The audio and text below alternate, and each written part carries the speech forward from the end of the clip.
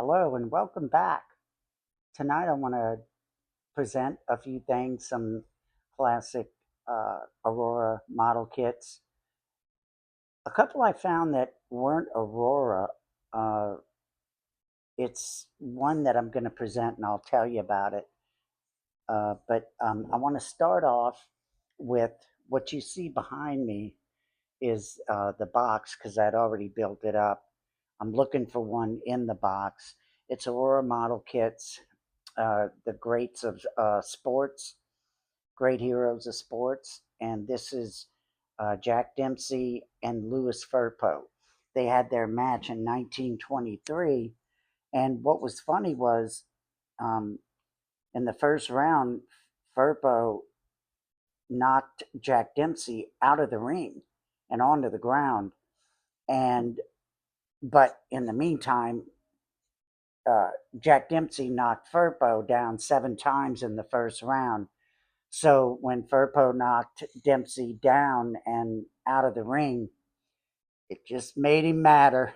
So he came back and finished Firpo off in the second round, early in the second round. And this is a very sought after model kit.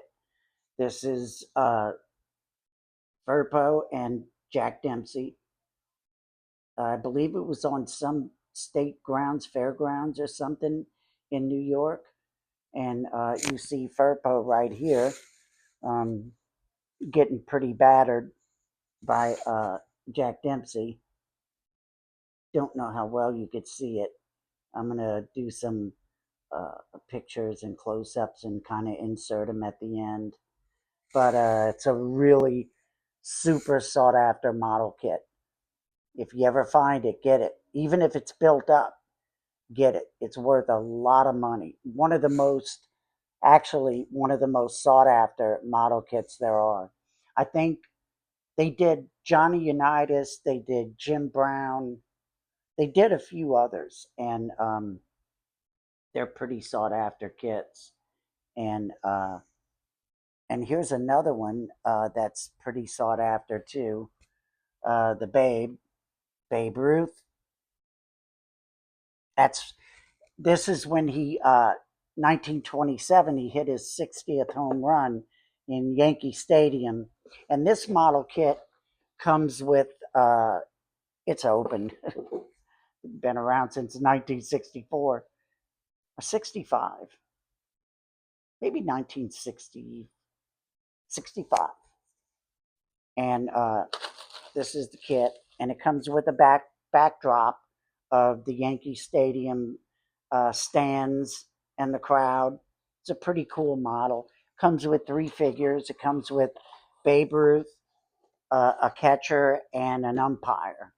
And it's a pretty cool model kit. Very cool, actually. Now, here's another one that's really good. My all time favorite as a kid. Now, let me explain that a lot of these models, some of the toys that I have, my brothers and my older sisters were cool enough to hand them down to me. Um, and I kept them, I cherished them. And a lot of stuff I bought on my own, of course. Um, I used to have a lot of little jobs when I was a kid, so I made my own money when mom or dad didn't give me any.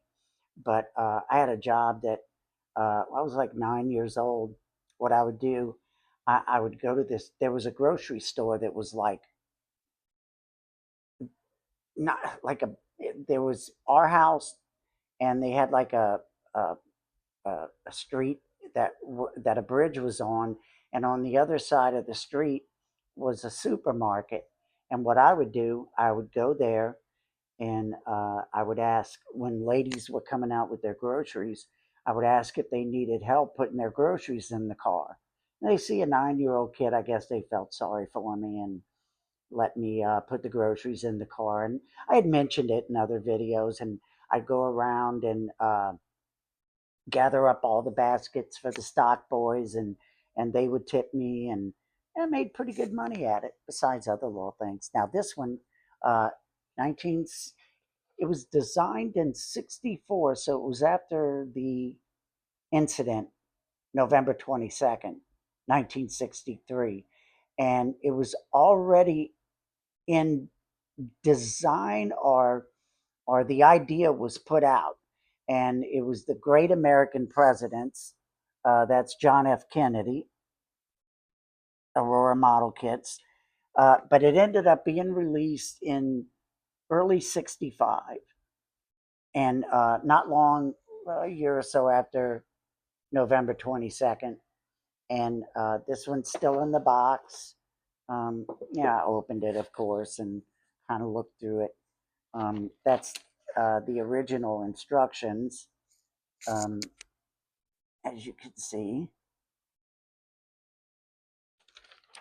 and it tells you how to put it together. You know, it's got the little instructions to put it together, and this is how it looks after it's done. Now, right here, um, what you see right here, that's the glue that they used to sell for the model kits, and they ended up banning the glue. If anyone knows the history of what went on with glue back in the 50s and 60s, and they had to, um, you know, they had to, kind of take some ingredients out and put other ingredients in because people were getting intoxicated off of it. And a lot of I think DuPont and some other uh, glue manufacturers, what they would do, they replaced it with horseradish. And a lot of people, wouldn't want to, what they did with the glue, it had a terrible smell with the horseradish. And I thought that was a little tidbit right there. And this is very old, of course. I got this from my older brother and have held on to it. That's the Kennedy model. Um, that's how it looks when it's assembled. I thought about redoing it. My brother did it, God, in the 60s. And I thought about redoing it, but I don't know. I just, for sentimental reasons, I want to keep it the way it is. He wanted to do it that way in the sky blue suit, so I left it. There were some pictures of Kennedy that I've seen that he wore kind of a sky blue suit or Bel Air style blue, uh, powder blue, or whatever you want to call it. And so I just kept it the way it was. And it's really a cool model. Um, and it has in on the above the fireplace, that's a picture of his boat, the PT 109, when he was shipwrecked and lost at sea, and uh, inscribed an SOS message on a coconut. And of course, they ended up finding him and all. This is a newer model. I thought this was really cool. What's ironic is this came out about a year before the fire at the Notre Dame Cathedral. And what it is, it's a metal or aluminum model kit, and it's LED. It's really beautiful, and I picked that up. It's gorgeous. They have the Eiffel Tower. They have the Neuschwanstein Castle, and they have something else. I think one of the buildings in Indonesia or Dubai, but I know there's another um, uh, structure that they put out. Um, it's called Cubic Fun, Cubic Fun.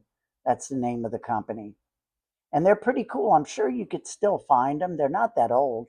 Like I said, I believe the fire was in 2019, and maybe this came out very late 2017, very late, because I want to say, oh gosh, I can't remember when the fire was, but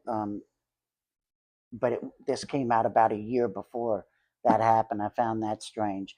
Now this Aurora kits never made this, but it's Polar lights, and they made the and this one lights up. It's really cool. I've seen one built up, and it's so awesome looking. That's Norman Bates and Norma Bates' house, the Bates Mansion, and you could also get the little hotel with it. But the hotel, I think, is um, is under like uh, you know how if you have a train set and you have the little houses and stuff and the bridges and all the things you would build with a train set. Well, I know they make the hotel the pretty much the same scale that would fit and would look perfect alongside this. I actually have that on order. So, and I'm thinking about picking up one of these and building it up. I've seen one built up. It's so cool. And now this one's an old one. This is from 1965. It's this one is. Oops, I don't want to mess it up. This is the. This one's the Addams family house that you build up and paint. I've seen one of these and they're really cool. They come with the little cardboard ghosts and ghouls that you put in the windows and in the doorways. It's so awesome. Um, the paper came off of it. I mean, what do you expect from all those years? And this one is the Munsters. Came out around the same time as the Addams Family, 1313 Mockingbird Lane. Very cool model kit. I was thinking about building one of these towards Halloween because we're so close to Halloween. And now this is the more famous model that people remember from Aurora. This was the first one that came out. It's the Munsters in their living room, and it's so cool looking. I've seen them built up. Now, I don't remember my brothers or sisters having this model. I bought it years later when it was still around. Bought it at a store called TG&Y or Woolworth. No, it was TG&Y, and I bought that and been holding on to that for many years. And yeah, that's some of the Aurora model kits. Oh, and as I promised the other night on two videos ago, uh, I was going to put the space station up, but I started going through the box and I'm like, oh, it's going to take so long. It's been so long since I put it up. Gosh, I must have been about 10 years old when I had my space station built up. But this is the space crawler, Major Matt Mason. He was kind of along the line of Action Jackson, which came some years later. There wasn't a lot of like 5 and 6 inch figures. There were more of the 12-inch figures, unless they were marks, the little plastic figures on the little stands. They would have like the cowboys and the Indians, and they would have monsters, Frankenstein, the usual kind of crafted from the Aurora kits. And they had the little bitty ones. They had the Untouchables. They had the Green Hornet. They had, gosh, so many. Batman, Robin, and they were about 2 or 3 inches, about 3 inches, I would say. And I had a good collection of them, the werewolf, and they did them all. The Phantom, uh, like I said, the Untouchables, the little gangsters, and they had the policemen. Mark's Toys made those. Mark's Toys made a lot of cool stuff. Johnny West, uh, um, Custer. They had, I think, Geronimo. I used to have all those, man. I might have a couple of Mark's figures packed away somewhere. Oh, what was the guy's name? He was an outlaw. He was dressed all in black. Um, there was that Johnny West? That might have been Johnny West. And Custer. They had Geronimo. They had the girl, not Annie Oakley. I forget her name. I haven't even thought about those in years. But I just wanted to present these and show them off. And I promised I'd show Major Matt Mason and the space crawler. And it works. Works great. I don't have any batteries in it. It took D batteries. Uh, yeah, it takes the D batteries. And it'll crawl. Use these and it'll crawl. It's cool, man. It was cool. I loved it. I also used to like Big Jim too. Big Jim was a figure. What you would do, you would. I'm sure people remember that when you moved his arm, he'd make the muscles, and he had this really cool camping set, and he had the big Winnebago and all the camping supplies with the hanging barbecuer and little fire pit, all the little mess kits, utensils, and all the camping equipment, cots, tents, all kind of stuff. It was so cool. I gotta say, man, toys in the '60s and '70s were so freaking boss, man. You never get tired of them. The Tiger Tank, that was a really famous toy. There was another one too. It was a gun. It was called Screamy Mimi, and it was this gun. It was a machine gun. It was a grenade launcher. It was had all these toy, uh, you know, uh, attachments and accessories to it. That was cool, and made all these crazy sounds. And then they had, I believe it was Mattel that did the M16, the toy M16, and it sounded so real. It was motorized and it sounded so freaking real. Everybody wanted that one. I can go on and on about the stuff from back then. Like my favorite game was Green Ghost. Man, it was so cool. But I have a Green Ghost actually. It's missing a couple of pieces, but I do have a Green Ghost. Maybe I'll dig that out and set it up one night and present that.